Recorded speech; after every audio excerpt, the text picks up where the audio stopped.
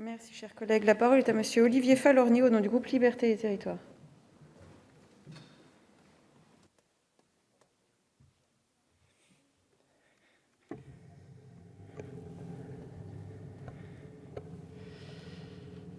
Merci Madame la Présidente, Madame la Ministre, Monsieur le Président, Monsieur le rapporteur.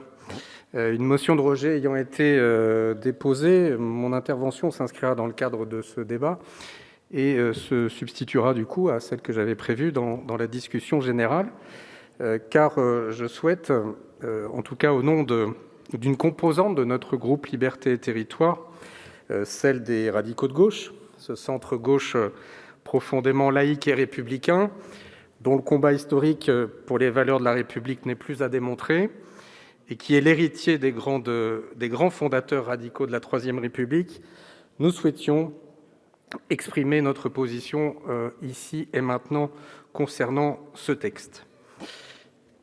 Ce projet de loi avait commencé par un symbole. En choisissant le 9 décembre pour sa présentation en Conseil des ministres, le gouvernement nous disait sa volonté de s'inscrire dans la lignée de la loi de séparation des Églises et de l'État de 1905. La référence était manifeste, elle n'était d'ailleurs pas pour me déplaire, bien au contraire, mais jouer sur l'analogie, c'était aussi prendre le risque de la comparaison. Nous savons que la loi de 1905, adoptée après d'intenses débats qui ont marqué l'histoire de cet hémicycle, fut au final une très grande loi, probablement la plus belle des lois. Car 115 ans après son adoption, elle demeure une loi fondamentale autant que fondatrice pour notre République. Une loi qui, pour reprendre les termes du Conseil d'État, est la clé de voûte de la laïcité. Laïcité qui est devenue à son tour la clé de voûte de notre République. La laïcité, c'est en effet l'âme et la flamme de la République. Elle est le magnifique trait d'union entre ce qui nous est si précieux, la liberté, l'égalité, la fraternité. La liberté, car la laïcité, c'est la construction de l'autonomie de la personnalité et de l'esprit critique, tout particulièrement à l'école, grâce à l'apprentissage des matières et disciplines scolaires. C'est aussi la mise à distance des assignations identitaires. C'est enfin un droit précieux, particulièrement apprécié des enfants venus de pays où l'on est d'abord défini par son origine et sa religion. Oui, la laïcité, c'est en effet aussi le droit d'être différent de ses différences. L'égalité ensuite, car la laïcité, c'est la commune appartenance à la nation et le partage de la citoyenneté, de ses droits et de ses devoirs. La fraternité enfin, car la laïcité, c'est privilégier ce qui nous rassemble plutôt que ce qui nous sépare. Oui, la laïcité est un joyau de paix et de concorde. Elle n'est pas un glaive, elle est un bouclier. Et puisqu'elle nous protège, nous devons aussi la protéger. Or, depuis au moins 30 ans, la laïcité n'a pas été suffisamment défendue et ses défenseurs pas assez entendus. Mais le plus inquiétant peut-être est que la remise en cause de la laïcité à la française prend souvent moins la forme d'une contestation frontale que celle d'une édulcoration sournoise. Les adjectifs dont certains affublent le mot laïcité, ouverte, inclusive, positive, etc., ces adjectifs sont des parasites qui, telle une tique, ne se fixent sur ce substantif que pour mieux le vider de sa substance. Depuis des années, se sont accumulés les accommodements, les renoncements, les petites et les grandes lâchetés, les aveuglements volontaires en pensant acheter la paix sociale. Le résultat de ce lâche et coupable aveuglement, il est aujourd'hui devant nous. C'est la montée des communautarismes, des séparatismes, c'est l'essor alarmant des fondamentalismes. C'est l'émergence au cœur même de notre communauté nationale de véritables projets de contre-société intégriste. Il est plus que temps de reconquérir le terrain perdu par la République depuis des années. Pourtant, me direz-vous aujourd'hui, tout le monde se proclame républicain, la main sur le cœur et une larmichette à l'œil. La réalité n'est pas tout à fait celle-là. Il y a, pardonnez-moi l'expression, les faux derches de l'idéal républicain. Ceux qui font des grands mots, des belles déclarations, mais qui, dans leur pratique, abîment, fragilisent, bafouent ces principes.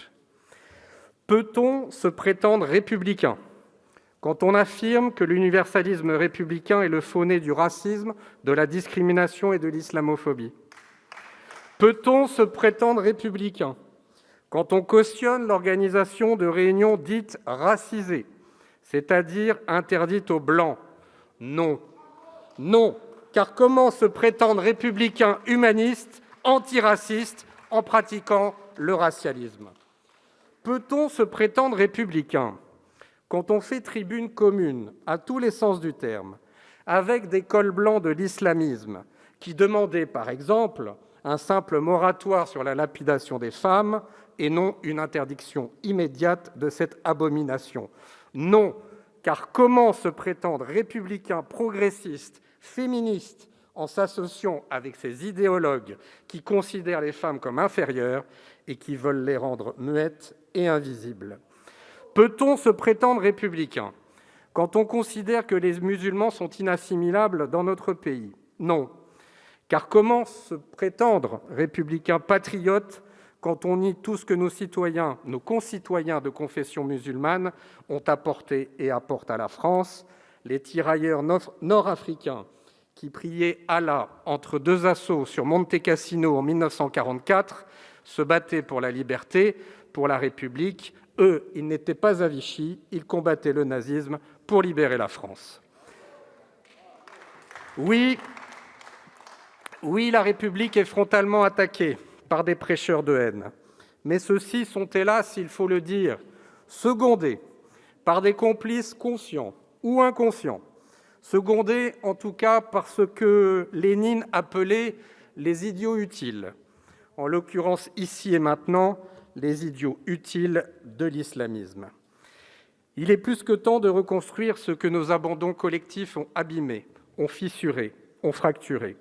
Il est plus que temps d'affirmer haut et fort ce qu'est le projet républicain et de mobiliser nos concitoyens autour des piliers qui le fondent afin de lutter contre la tentation du repli et du rejet.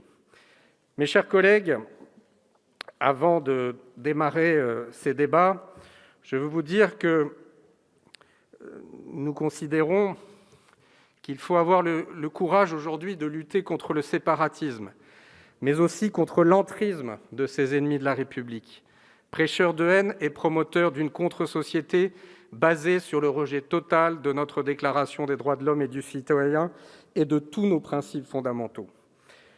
La République, c'est le débat démocratique. Aujourd'hui, nous voulons débattre de ce texte pour qu'il retrouve son équilibre originel. Nous ne voterons donc pas la motion de rejet de nos amis socialistes, mais je sais que sur tous ces bancs, nous serons nombreux, je n'en doute pas, à défendre ce que disait Victor Hugo de la République. La République, cette idée, ce principe, ce droit, cette incarnation même du progrès. Alors mes chers collègues, plus que jamais, vive la République. Merci, chers collègues. La parole est